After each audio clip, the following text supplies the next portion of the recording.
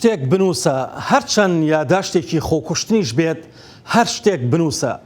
ڕۆشنبیر و نووسەری ئەمریکایی گۆر ڤێداڵ وا دەڵێت شاد بوومەوە بە دیدارتان لە زایاڵەیەکی دیکەی داهێنان لە واشنگتن دیسیەوە سڵاوتان لێبێت. منم جەنەراڵی پایس، کاسکێتەکەم هەورە و ئەستێرەکانی سەرشانم چەند گەڵایەک بە ڕەنگی ڕزی و پاڵتۆکەی برم کزەبایە و شمشێرەکەم لقی درەختێکی ڕزیوە. منم جەنەراڵی پایس، چخەمێکی گەورە لە دڵ تا گڕی گرتبوو. لە سلێمانی بۆنەیەک بۆ شکۆدارکردنی ڕۆحی زیندوی محەممەد عومەر عوسمانی ڕۆشنبیر و هەڵبەسوان ساسکرا. تەنیا منم کە لە میحرابی پاییزە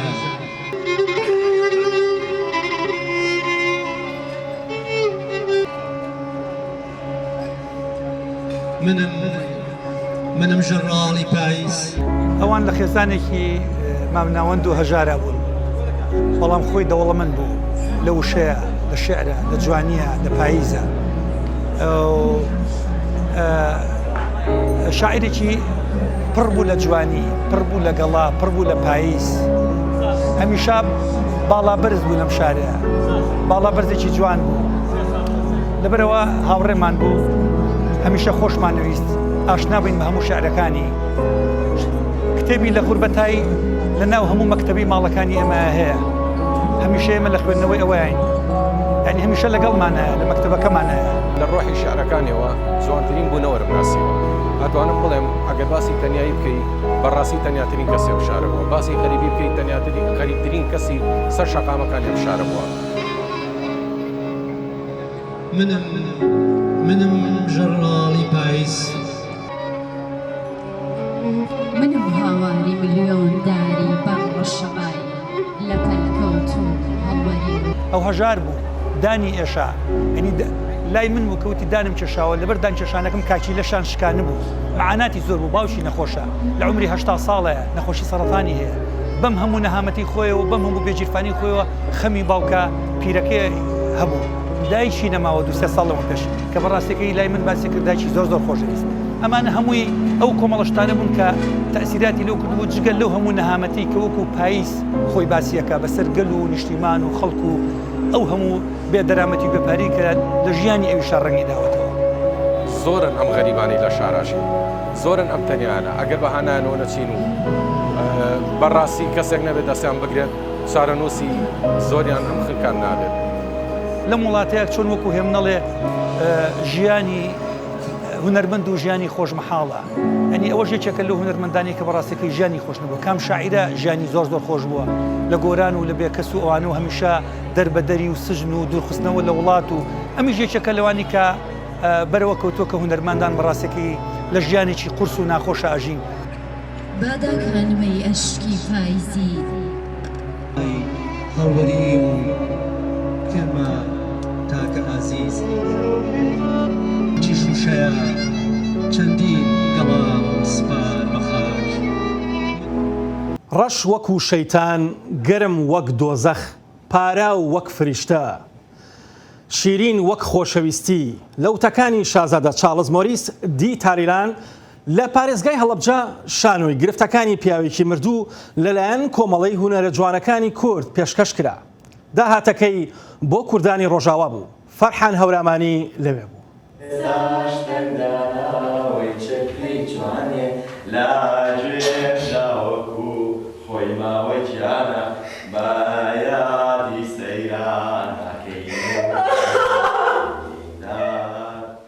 گرفتەکانی پیاوێکی مردوو، ناونیشانی شانۆیەکی کۆمەڵەی هونەرە جوانەکانی کورد لقی چەمچەماڵ بوو کە داهاتەکەی بۆ کوردانی سووریا بوو لە هەڵەبجەش نمایش کرا. ئەلۆ، سڵاو گیانەکەم، چۆنی؟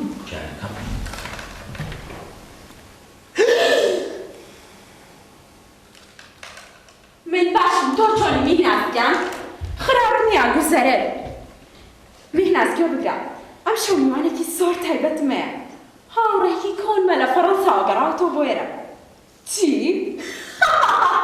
شێتە پیاوە. میهناز، خۆتە زانیەوە 4 مانگە بێت. پێویستەکە جلوبەرگی ڕۆژنەکە بکەم داهاتی ئەم ئیشە ئێمە وا بیرمان لێ کردەوە هەڵبەت ئەم کارە نەخوازراوی کەیسا تووشی ڕۆژئاوای کوردستان بۆ تۆ بەداخەوە بە هیوای بە زووترین کات چارەسەر بکرێت ئێمە قەرارماندا کە وەک لە هۆڵەکانی و خەریکی نمایشین و ناتوانین هاوکارێکی وایان بکەین قەرارماندا هەموو داهاتی ئیشەکەمان وەکو هاوکارێک بۆ بەڕێزانە بنێری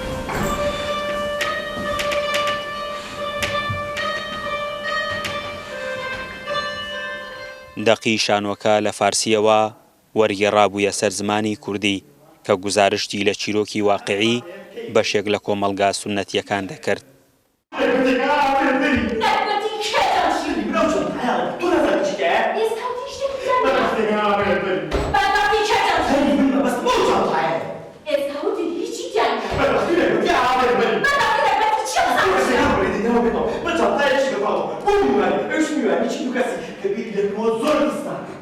لە ماڵەکە تووشی واهیمە بووە کە مێردەکەی لە دەستیاوە و بە تەنیا ئەژی کاریگەری و تەئسیراتی مێردەکەی لەسەری ماوە کە بەردەوام لە خەیاڵایە لەگەڵیا بەردەوام تا ینی هەڵ ئەستێدا ئەنیشێت مێردەکەی لەبەر چاویایەتی قسەی لەگەڵا ئەکات بە هەموو شێوەیەک و لە دوای جاریشە کارکتەرێکی تریەتە ناوە کە کارکتەری مەسعودە کە پێشتر هاوڕێیان بووە واتە هاوڕێ ئەم ژن و مێردە بووە و خۆشەویستی و حەزی بۆ ئەم ئافرەتە هەبوو ئەویش سوێتی زەواجی لەگەڵا بکە بەڵام نەیتوانیە و پێی نەگەشتووە کە شەودا پەنجەرەکە تا ماڵەکە فێنێ تا مانە شەو پێکەوە بمانگێنێ بەیە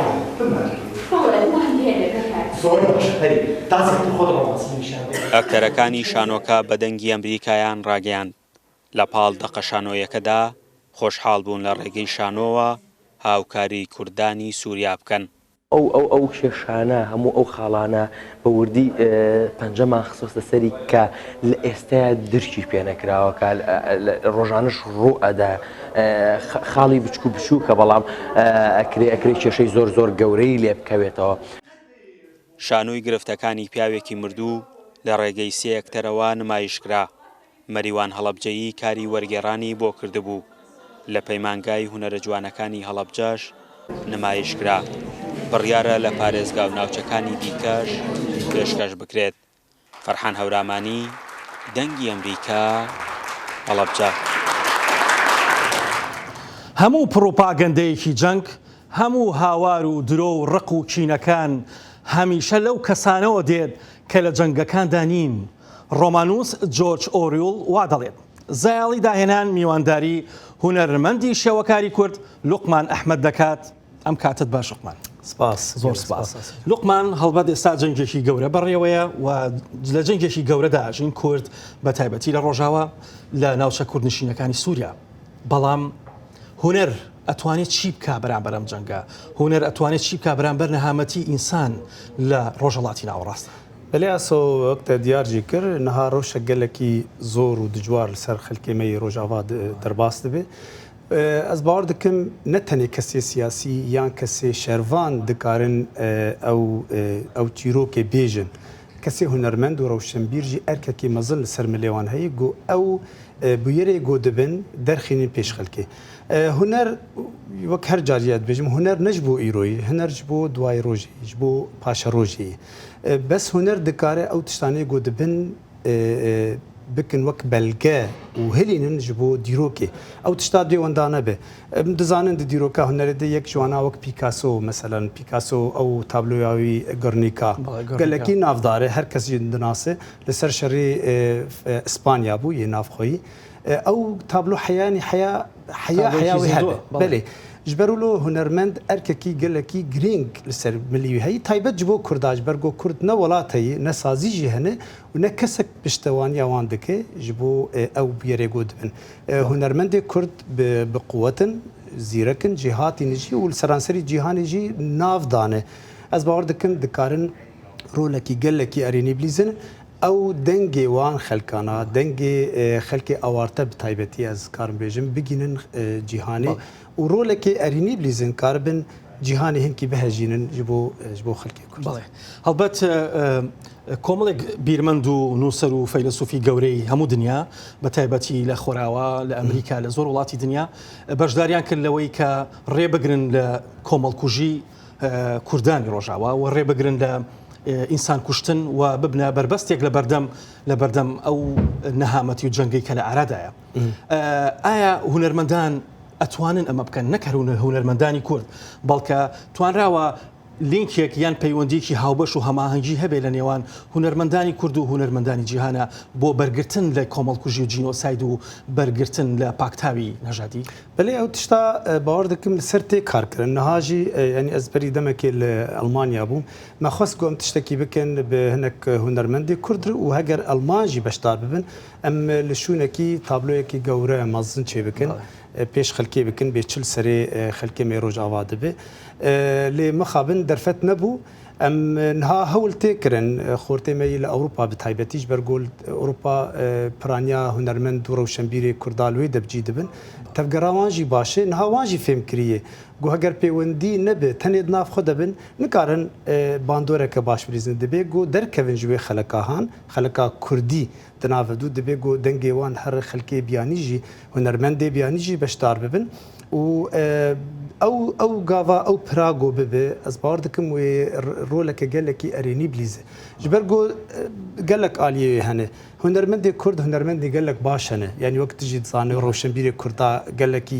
xebatek baş kirin û ana bi ser dinyayê hêdî dî navê wan jî derdikeve ji aliyê em teknîka xwe ji aliyê babetên karê wan ji alî mûzîkê ve şêwekariyê de şano ve nûsînê ve pêkersaziyê ve ew karekî baş dîzin ez bawer dikim pêwistiya wan bi wê pêwendiyê heyin ji ber got mixabin di aliyê siyasî de heyanî ana siyasetmedarê Kurda û partiyên Kurda negiyan wê astê gokar bin hunerê bikarbînin ji bo dengê xwe bigînin cîhanê hunermendê Kurd dikar vê tiştî hunermendan xwan detwanەوە بەکاربێن زۆر سپاس بۆ کاتێ پێت بەخشی هەربژی بەخێر بن هەربژی هەربژی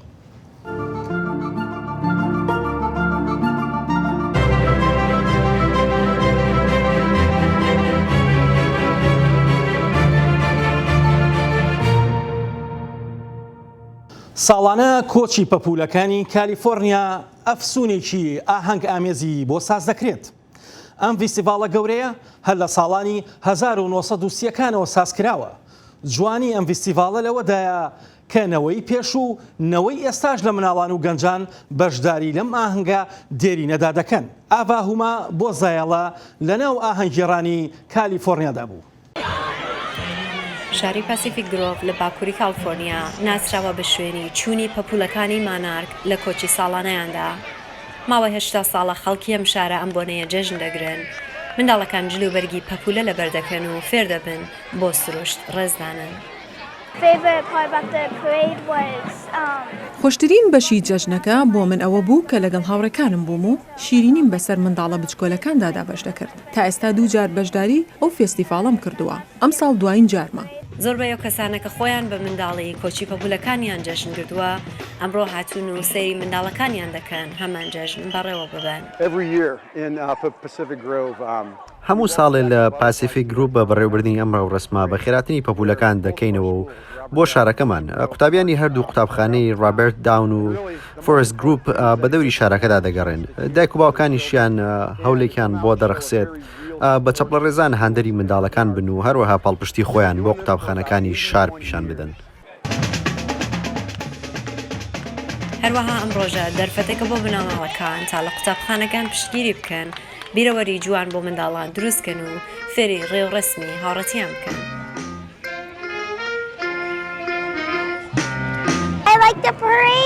من ئەو فستیڤاڵە من پێخۆشە چونکە خەڵکێکی زۆر دەبینی هاوڕێکانت دەبینی و چالاکیەکان ئەوەندە زۆرن نازانم لە کامیانەوە دەست پێ بکەم.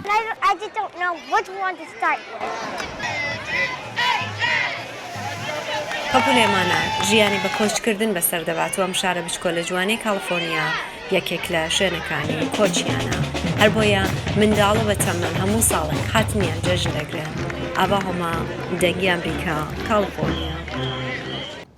هەموو ساڵێک فیستیڤاڵی کولەکە شیرینە لە ئەمریکا ساز دەکرێت.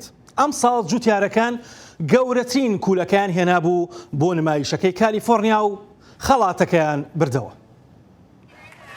شاری هاڵبمون لە کالیفۆرنیا ئاهەنگی کوولەکە شیرینە گەورەکانیان بەڕژدی وەرگرتووە و هاتوونەتە دەرەوە بۆ ئاهەنگیڕان بە بۆنەی 49هەمین فیستیڤاڵی و هونەری شا کوولەکە. فیستیڤاڵەکە نمایشکردنی ئاهەنگی کوولەکە شیرینە گەورەکانە و ڕازاندنەوەی کەژاوەکان و ڕێپێوانی خەڵک کە پۆشاکی دێرین و کلاسیکیان پۆشیوە. هەروەها ئاهەنگی پێشبڕکی خواردنی شیرەمەنی کوولەکەی شیرین کراو لەگەڵ هەڵکۆڵین و کڵێشەکردنی کوولەکان بە کارامەترین شێوە. گەورەترین ئاهەنگە هەرچۆنێک بێت ئەمە پێشبڕکەی گەورەترین کوولەکە شیرینەیە. ئەم ساڵ ناوچەی ناپا لە کالیفۆرنیا پێشبڕکیەکەیان بردەوە. هەوادارەکانی $15,000 بردەوە و بوون بە خاوەنی سەنگینترین کوولەکە کە کێشەکەی 2175 پاوەندە واتە 986 کیلۆگرام بەمە ژمارەی پێوانەیان لە وڵاتەکەدا بەدەستهێنا.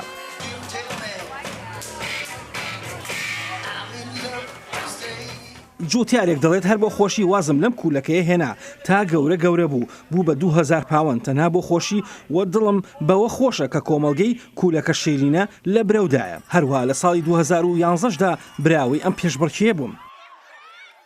لە ڕاستیدا ئەم فیستیڤاڵە تەنها کەژاوەی پێشبڕکەی کوولەکە شیرینە نەبوو بەڵکو هونەرمەندێک پەیکەرێکی زەبەلاحی کوولەکەی دروست کردووە بە مۆزاییک کە 12 پێپانە و 11 پێبەرزە و کێشەکەشی 10,000 پاوەندە. هاوکات سەما و گۆرانی و مۆسیقا لەسەر شەقامەکە ئاهەنگەکەیان ڕازاندۆتەوە. ناخۆشترین و تاریکترین شوێن لە دۆزەخ بۆ ئەوانە تەرخان کراوە کە لە کاتی نەهامەتی و قەیرانەکاندا پارێزگاری لە بێلایەنی خۆیان دەکەن و هیچ ناڵێن.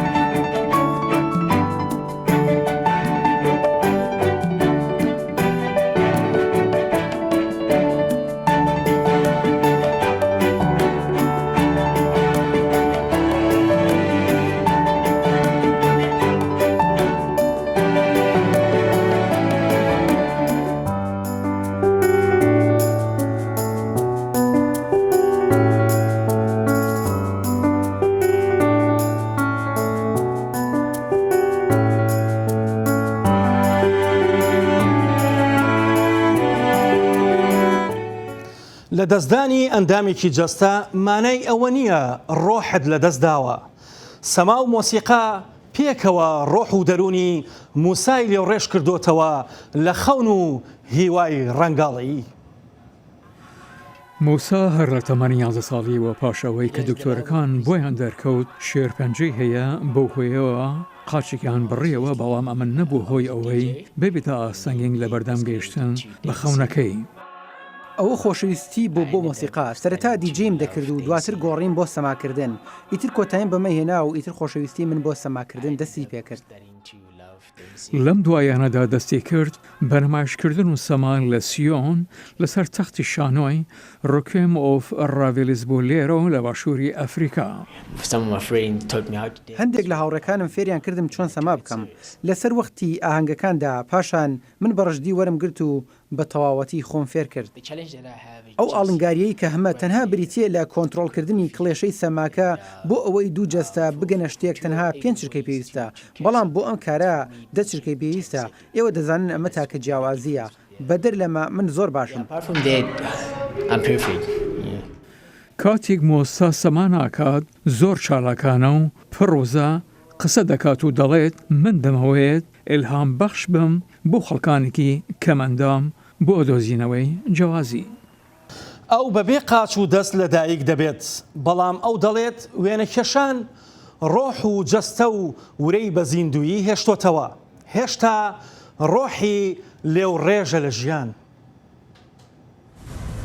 ئادەما تراور بێ دەست و پێژە دایک بوو. ئەو ڕوبڕوو گەلێک زەحمەتیان بوو ژبەر و لە کۆدەڤوا خەل گرنگیە بکەسن خۆدی پێداویستیان تایبەت نادن ئادەمایە 40 ساڵی دەبێژە ئەو خۆشبەختە کوی ناوەندەکە تایبەت دیت ji بۆ گەنجن خۆدی پێداویستیان تایبەت ئەو درێاوەی ناوەندێدا فێری نیگارکێشیە بوو ئەڤ یەک ئالیکاریاوی کرد کو کار بکە و لەسەر جادێ نەمینە ئەگەر ئەس نیگارکێشیە نەکەم نزانم ئەزێ چ بکەم ئەس نکارم کارێ دارتاشیە بکەم یان کارێکی دن لێ ئەس نیگارکێشم دەمێ خەڵکی من دبینن ئەو نابێژن ئەس بێماڵم لەسەر جادێمە ئەو دبینن ئەس کار دکم هەر ڕۆژ ئەو دچە ستودیۆیاخوا و لەوەر کار دکە شۆفێرێ تەکسیە داودا کۆن هەر ڕۆژ وی دبە و تینە دەمێ ئەزوی دەبینم ji mala xwe derkevît û kar dike di nêrîna min da ew kesekî aza ye ew birayê me ye û em nirxê hatûçonê bo wî kêm dikeyn 200 ساڵە ئەم ڤیستیڤاڵە ساز دەکرێت ڤیستیڤاڵی نۆشکردنی بیرە لە ئەڵمانیا لە ئاهەنگێکی جەماوەری شادی بەخشدا هەم فەرهەنگە هەم ئاوەدانێکی لێو ڕێژە لە پێکەوەبوون و بارهێنانی خۆشی بۆ هەمووان ساڵانە بەناوبانگترین ڤیستیڤاڵی بیرە لە میونخ ساز دەکرێت لەگەڵ دانانی ئۆزافت بۆ تانکەری لە تەختە دروستکراوی بیرە لەلایەن سەرۆکی شارەوانی میونخەوە دیتا غایەتە سەردانیکەران و گەشتیاران لە تەواوی جیهانەوە هەر لە بەیانی زۆوە گەیشتونەتە گەورەترین ئاهەنگی ساڵانی بیرە لە ئەڵمانیا بە ناوی ئۆکتۆبەرفێست خەڵکەکە پۆشاکی چەرم و شارستانی خۆیان لەبەر کردووە هەر خێرا لەسەر مێزەکان گرد بوونەتەوە بیریان ئامادە کرد بۆ ئامادەبووان و هەر کەسە و پەرداخێکی گەورەی بەدەستەوەیە کە ئەمە بۆ خۆی بۆنەیەکی نەریتی و شارستانیە هاوکاتی نۆشکردنی بیرە خواردنی بە تامیش ئامادەکراوە هەر لە خواردنە ئاویەکانەوە تا دەگاتە گۆشت و گوێگرتن لە باندی میوزیکی ئۆمپا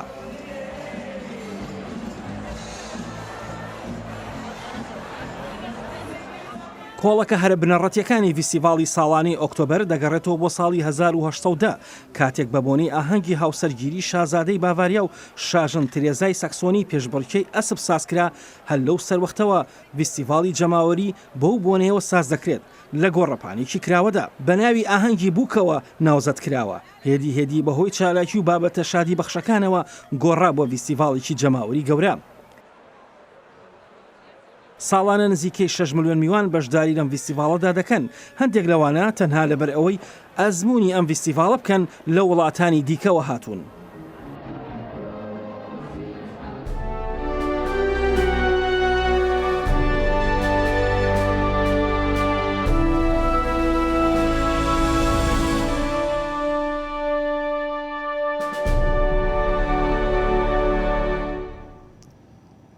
ئەم هەفتەیە ئاسمانی ماڵتا ڕنگڕێژ بووە بە کۆلارە ڕەنگاڵیەکان لە نێو هەردوو ڤیستیڤاڵی کۆلارە و شنەی بادە.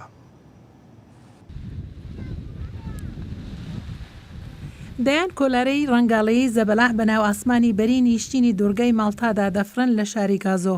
ئەمەش بە بۆنەی ڕۆژی نێونەتەوەی کۆلارەیە و هەروەها فستیڤاڵی شنەبا کە پێکەوە ناوچەکەیان ڕازاندۆتەوە.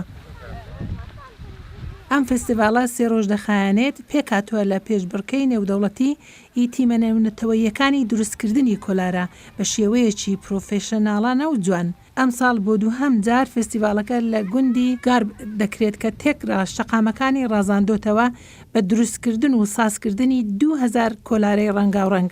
هەروەها کاری هاوبەشیشیان ساز کردبوو هاوکات پێشبڕچێش بۆ باشترین دەزڕەنجینی دروستکردنی کۆلارە و هونەری سەر کۆلارەکان کە بە قوڵی دەگەڕێتەوە بۆ ڕیشەی فەرهەنگی گازۆ لە ماڵتا. هەموو ساڵێک لە مانگی ئۆکتۆبەردا لە ماوەی 48 ساڵی پێشوودا باڵۆنەکان ئاسمانی نیو مەکسیکۆ ڕەنگاڵەیی دەکەن. دەنگی ئەمریکا لەوێ بوو بۆ وێنەگرتنی ئەو دیمەنە دڵفرێنە. گێری میکلیک ئەوە بوومەوەی 22 ساڵم باڵۆنێ هەوایە گەرم دەفەڕێنیت. 20 جوان ساڵان وی بەشداری دە ئالباکۆرکیدا کردیە کە ڤیستەڤاڵە جیهانیە باڵۆنایە لە نیو مەکسیکۆ کە ئەوە بوومەوەی 48 ساڵن divê ڤیستەڤاڵێدا کە ئەسمان تشی دەبیت بڤان باڵۆنên سەرنج ڕاکێش. ئەم لە هەنداو ڕێن زەمینی دەفرین gelek nizm yan bilind dibîn. Ev tiştekî taybet e çunkî kêm corên firokan dikarin nêzîkî rêyên zemînî bifirin. ئەف ڤیستەڤاڵە مەزنترین ڤیستەڤاڵە باڵۆنایە جیهانێدا. ئەف ساڵە پتێری 505 فروکەڤانان سەرانسەری ئەمریکا هەفتە وڵاتێندی بەشداری تێدا کریە. و نێزیکی 8800 کەسان بەشدار بوون تاکو باڵۆنên جۆرا و جۆر ببینن ji hemî şêwaz û qebaran. Bi şev ji gilotyo dest pê dikin. Heta berêz pê dê. Taku balûnan bi hev re bifirînin. Esmanî tijî dikin ji sedan balûnên cora û corên serinç rakêş. Wekî şepûleka pêkve li esmanî difirînin di demjimêrekê da. Ev ê 40 salên ez hatime vê re. Ji demê ku ez hatime vê re bozankûyî hemî caran gelekî xweş bû. Dikete hewar ku vêrê Nû Meksîkoye. Ez bawer nakim di cihekê dî tiştekê wekî vî hebît. Hemabêje wekeke nevşûpiyeka salane ye. Her welatiyekî New Mexico dizane hatina heyva cûtmehê dema balûna ye. من ئەڤە دژیانی خۆدا نەدیتیە من هەروسا هزر دکرد کە چێ بێت ئەگەر ئەز ڕۆژێکی لە نیو مەکسیکۆ بم و پسمامێ من ئەزینام خەونا من بۆ ڕاستی. هەمی باڵۆنان لە جihekê taybet difirînin. Daku hemî bi hev re bin. Ev evê ciwantir lê diket. Li gorî gotina rêveberê operasyona vîstevalê Sam Parkes. یەک ji wan tiştên min doh guhlê bûyî ku geleka bandor bû li ser min kurekekî biçûk digote dayika xwe ev ro xweştirîn roj bû. Eger tu tiştekî wisa guhdarî dikî, tu hestekî ku te karekî baş dikî. Kesên wekî Miklek jî ev hesteyên heyn. û ev e xewna giringa gelek kesanek ku bihêne vêrê û vî dîmenê ciwan bibînin. Eger tu yekem car lê swar bibî, tu hez dikê dubare bike ev e. کاتێک ڕۆشنایی دەبێتە هونەر و گێڕانەوەی شارستانی ئاسمانی مۆسکۆ دەگەشێنێتەوە. فستیڤالی ساڵانەی ڕۆشنایی ئەم ساڵ لەلایەن رووسیاوە میوانداری کراوە لە پایتەختی وڵاتە لە مۆسکۆ. کۆمەڵێک کڵێشەسازی نوێ بە ئەندازە و تەرزی جیاواز هەر لە ئاستی بینینی دووڕەهەندیەوە تا سێڕەهەندی و یاریە ئاگرینیەکان. تێکرا سەرگوزشتەی چیرۆکەکانی تەواوی جیهان دەجێرنەوە. بە ناوی بازنەی ڕووناکی فستیڤالی ڕۆشنایی ئەم ساڵ لە مۆسکۆ سازکرا. شانی باسە ئەم فیستیڤاڵە بۆ ماوەی 4 شەو نمایش دەکرێت کە تێیدا کۆمەڵێک کاری هونەری نمایش دەکرێت کە هونەرمەندەکان لە تەواوی جیهانەوە کڵێشەسازیان بۆ ساز کردووە و لە بەشی پێشەوەی تەلارە مێژوویەکانی مۆسکۆ پیشان دەدرێت هەروەها لە شانۆی بەنێوبانگی بەلشەفیش. ئەم فیستیڤاڵە عاشقان و هەوادارانی دیمەنە کڵێشە ڕووناکیەکانی بۆ خۆی ڕاکێشاوە. گەشتیاران لە رووسیا و جیهانەوە دێن بۆ بینینی ئەو دیمەنانە. بەبێ وشەکان بەبێ نووسین و پەرتوکەکان ئیتر مێژوو بوونی نییە، ئیتر ماناو بەهایەک بۆ مرۆڤایەتی نامێنێتەوە. ڕۆمانوسی ئەڵمانی هەرمان هیسا وا دەڵێت تا زایڵێکی دیکە و لێوڕێژ لە ژیان دۆستی و جیاوازیەکانی دنیا هەرشاد بن.